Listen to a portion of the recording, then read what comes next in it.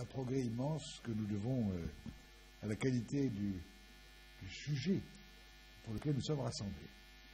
Je tiens à saluer, bien sûr, Madame Dominique Schnapper, la fille de Raymond Aron, qui est une grande dame, qui m'a fait l'honneur de venir et que va présenter tout à l'heure Christine Courrégé, qui la connaît comme amie depuis longtemps. Je tiens à saluer également M. Gardel, qui est l'auteur du film que nous allons voir sur Raymond Aron, cet homme exceptionnel qui est compagnon de jeunesse de Jean-Paul Sartre, puisque bien sûr c'est un Normal supérieur ensemble, a, contrairement à Jean-Paul Sartre, été un homme libéral, non dogmatique, essayant de cultiver les valeurs humaines, tandis que nous savons de Sartre que lui qui tenait le devant de la scène était un communiste convaincu, un doctrinaire, et un homme sans aucune indulgence pour les autres penseurs qui osaient se différencier de lui. Je donne donc maintenant la parole à Christine Courrégé, qui va nous présenter Mme Schnapper,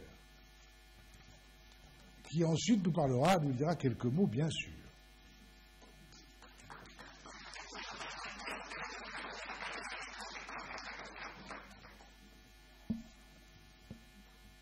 Présenter Dominique Schnapper, quand on s'appelle Christine Courrégé.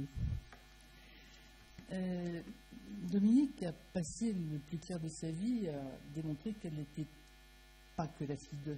Elle y est assez bien arrivée, je dois dire.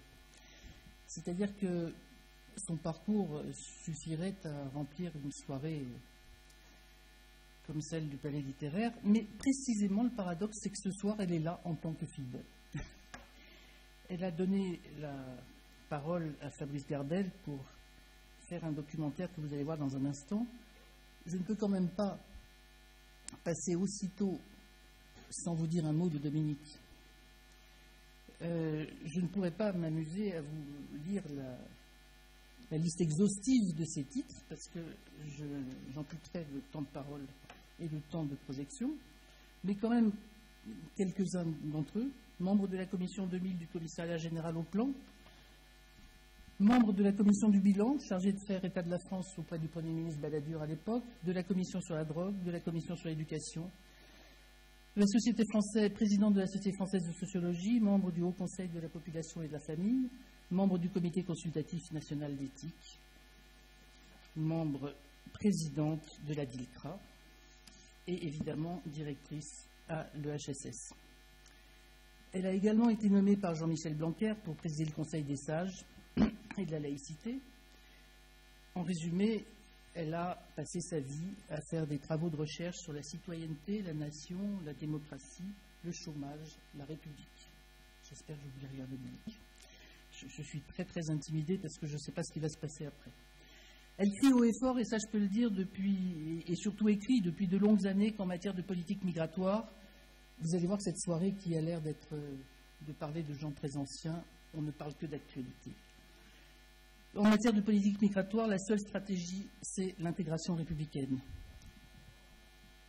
Afin de dénoncer la stratégie hégémonique d'un mouvement dont sont victimes, à titre d'exemple, le Collège de France, l'Institut d'études politiques, l'ENS, le CNRS et le HSS, elle a également été signataire avec 80 autres intellectuels, dont Elisabeth Badinter et Alain Finkielkraut, de l'appel des 80 intellectuels contre la décolonisation, le décolonialisme, pardon.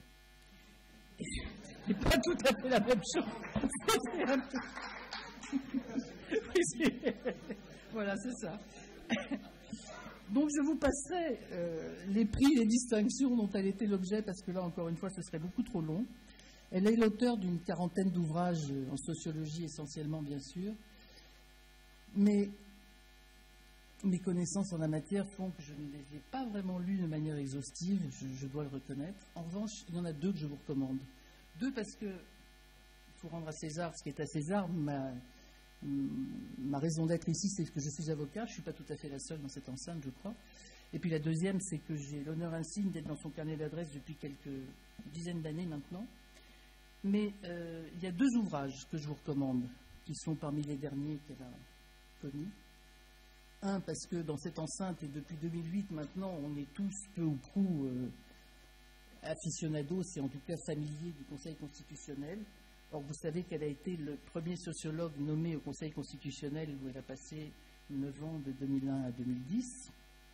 Et elle a donc raconté ses mémoires dans un ouvrage qui s'appelle, si ma mémoire est bonne, Une sociologue au Conseil constitutionnel. Je vous le recommande parce que ça vous parlera et c'est extrêmement intéressant. Et puis je terminerai en vous disant que, avec tout ce qu'elle a fait, elle a aussi quand même éprouvé le besoin de dire qu'elle n'était pas qu'un pur esprit, dans un ouvrage qui s'appelle, et le titre parle en soi, c'est un très joli titre, Travailler et aimer, mémoire. Elle a l'habitude, parce qu'en plus, comme tous les gens très brillants, elle est modeste et discrète, elle a l'habitude, au départ, de ne rien dire parce qu'elle était la fille de son père.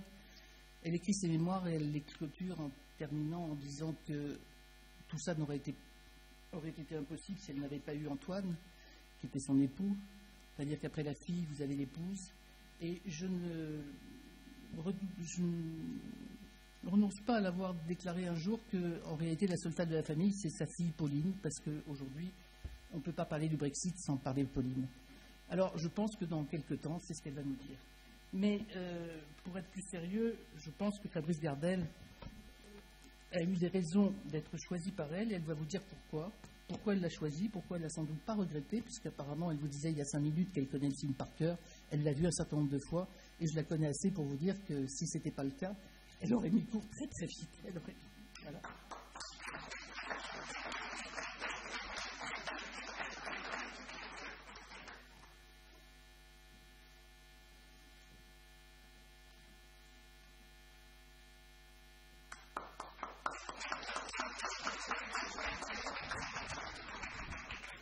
J'avais bien prévenu Christine que je ne dirais rien. Donc elle le sait et elle m'a tendu un piège. Et à cause de notre vieille amitié, j'y cède pour dire que, effectivement, je me suis donné comme règle de vie de ne jamais profiter du fait que j'étais la fille d'eux et de mener ma petite barque beaucoup plus modeste que celle de mon père, mais de la mener en toute indépendance. Et c'est ce que j'ai fait, toute indépendance et en toute discrétion. Et donc je ne fais jamais de conférence sur mon père. Je ne peux pas le faire. C'est pas une question. C'est plus maintenant une question de principe. C'est comme de parler de soi. C'est pas possible. Mais en revanche, je peux vous dire que je n'ai pas choisi Fabrice Gardel. On m'a présenté Fabrice Gardel en me disant on l'a chargé de faire un film sur votre père. Bien. Je l'ai évidemment accueilli. Et nous sommes devenus de grands amis.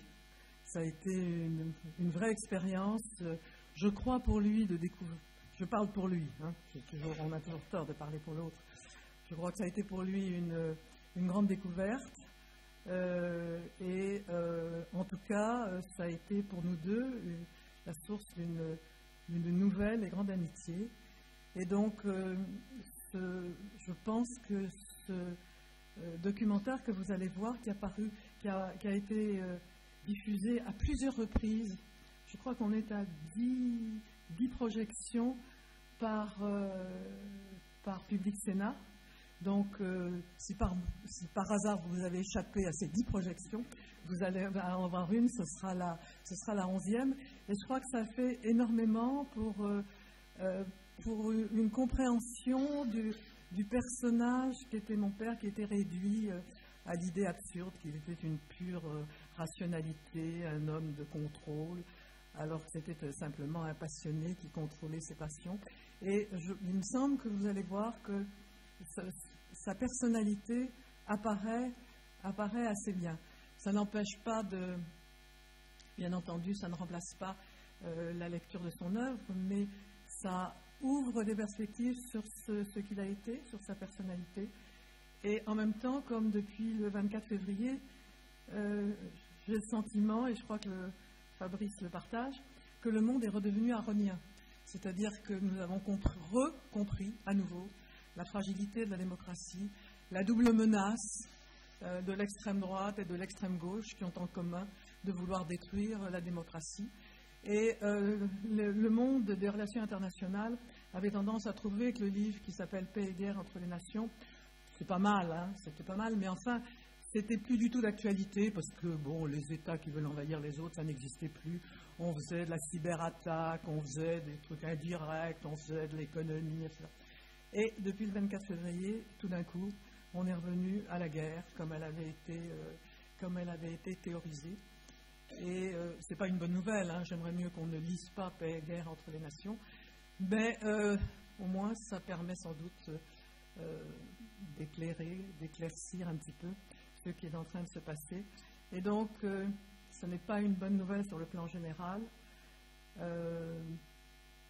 On aimerait que le monde soit différent de ce qu'il est, mais on peut être reconnaissant à ceux qui nous ont aidés à le comprendre, en tout cas, tel qu'il est, et je crois que c'est le cas de mon père, et je suis très reconnaissante à Fabrice et à Mathieu d'avoir permis ce documentaire qui est une ouverture à ce qu'il a été. Merci.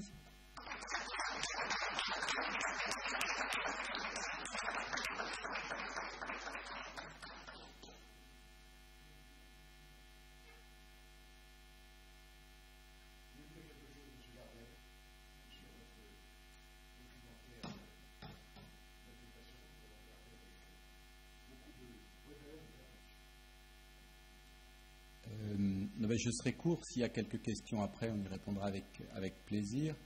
D'une part, j'abonde dans le sens de Dominique, c'est que la vie est faite de rencontres et des gens intelligents, clairvoyants, modestes, lucides et sympathiques ne sont pas légion.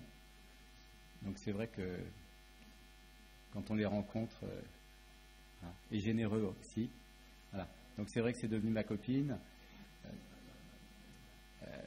Je pense qu'effectivement, moi je ne suis pas un penseur, mais je suis un passeur, et ça me paraît, je ne connais pas le monde de l'université, mais je l'ai un peu découvert avec Dominique. Je pense que c'est très important aujourd'hui, où quand même on vit dans une très grande confusion des valeurs. Je suis quand même frappé par ça, qu'il faut essayer de transmettre. Moi j'ai des enfants qui ont 20 ans, et c'est vrai que quand on fait des films avec Mathieu, puisqu'on co-réalise des films, moi mon objectif c'est que le film plaise autant à Dominique Schnapper qu'à mon fils de 20 ans. Il n'a aucune idée de qui est Raymond Aron. Et je pense que c'est très important comme ça, de faire des passerelles entre le monde universitaire, le monde journalistique, le monde politique, et qu'on est là pour ça. Effectivement, je vais reprendre ce que disait Dominique. Aron disait à propos de Giscard, le drame de Giscard, c'est qu'il ne sait pas que l'histoire est tragique. Et je pense qu'il n'y a pas que lui. Je suis d'une génération où on n'a pas connu la guerre, et je pense que beaucoup d'entre nous, et même moi, j'allais dire, qui réfléchis un tout petit peu à ça, on avait oublié que l'histoire est tragique. Dominique rappelle souvent que les gens qui ont connu la guerre le savent, et je pense qu'à l'heure où la violence du réel nous rattrape, effectivement, malheureusement, le monde est plus aronien que jamais. Dans une interview que je n'ai pas mise dans le film, mais Aron dit je ne ferai pas de politique parce qu'au fond, au mieux, ils sont amoraux, au pire, ils sont immoraux. Et effectivement, c'est un monde violent.